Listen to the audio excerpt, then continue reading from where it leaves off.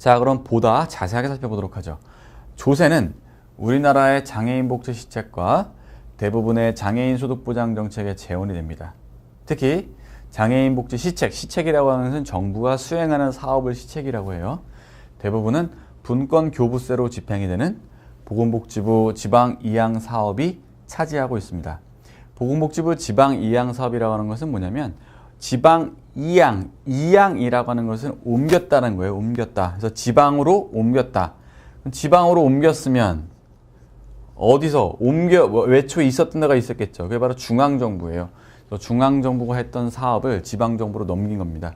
사업만 하라고 넘기면 안 되겠죠. 돈도 같이 줘야 되겠죠. 그래서 그 돈을 바로 분권교부세라고 해요. 중앙정부가 세금을 걷어서 그 거둔 세금 중에 일부를 지방정부에게 넘긴 거죠. 그걸 분권교부세라고 합니다.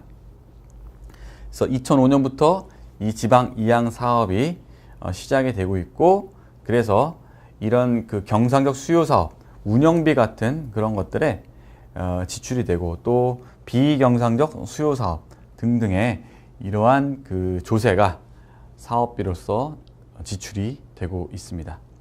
기부 같은 경우에는 개인이나 기업이 기부단체를 통해 직접적으로 또는 뭐 간접적으로 하는 그런 경우가 있죠.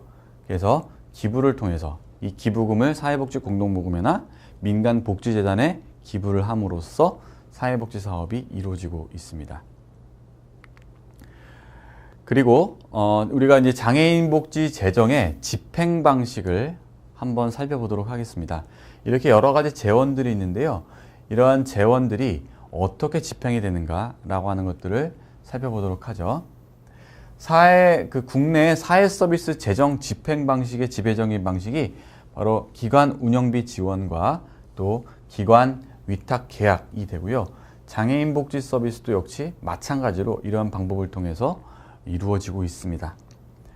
이는 대부분의 거주시설과 이용시설에 적용이 되고 있고, 결국 사회복지 서비스의 확대를 위해서는 공공부문이 직접 서비스를 제공하는 대신 비영리 민간 부문에 사회복지 서비스, 사회복지 시설을 설치하고 이것의 운영을 허용함으로써 비용의 일부를 보조하는 방식이 우리나라 사회복지 서비스 발달 과정에서 보편적으로 활용이 되고 있는 그런 방법이라는 것들을 우리가 살펴볼 수가 있겠죠.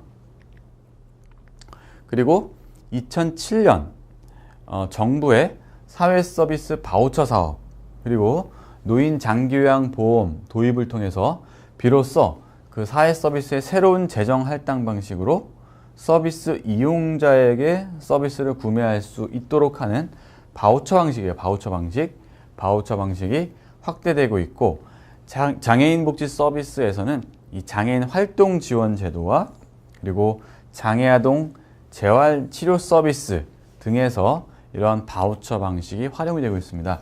바우처라고 하는 것은 장애인이 있으면 이 장애인이 장애아동이라고 해보죠. 여기 장애아동이 재활치료 서비스를 받아야 돼요. 이 재활치료 서비스를 받아야 하는데 재활치료 서비스를 제공해주는 그 기관이 있겠죠. 예전에는 이 기관에 정부가 재정을 이렇게 보조금을 지급해줬어요. 기관에.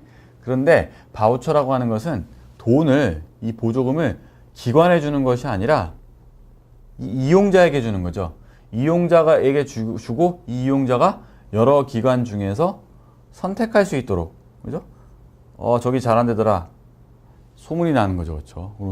이렇게 기관에 보조를 해주면, 기관에 지원을 해주면 이 장애 아동 또는 장애인은 선택을 할 수가 없는 거죠. 그냥 내가 서비스를 제공해 주는 데 가야 되는 거예요. 하지만 내가 바우처를 받으면 어떻습니까?